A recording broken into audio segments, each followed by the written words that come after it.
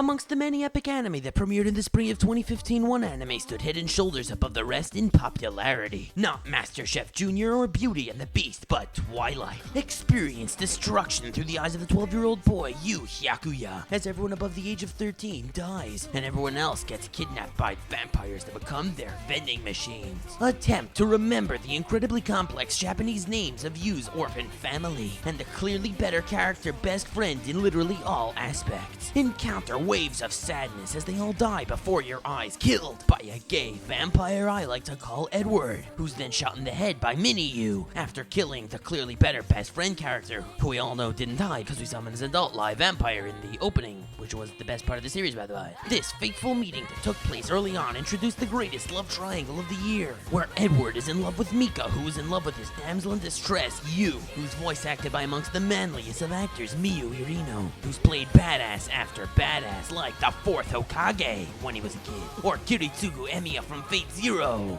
when he was a kid, or Chinese Electric Batman as a kid. Okay, at least the characters grew up to be badasses. He never loses a fight, at least never an important one. I mean, he loses to every good guy he fights. And don't think he's too strong. This is what happens when he fights a vampire. Is that all you got, you loser? He also survived an encounter with amongst the strongest vampires because different vampires saved him.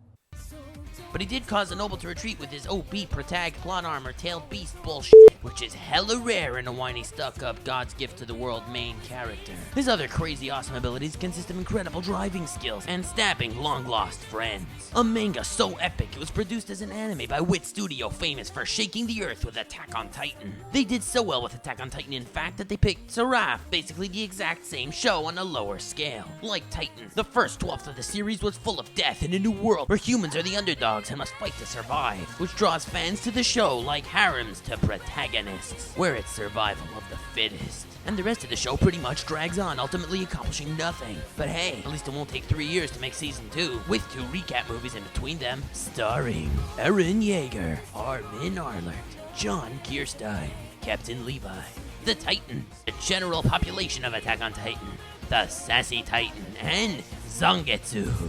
Attack on Vampire.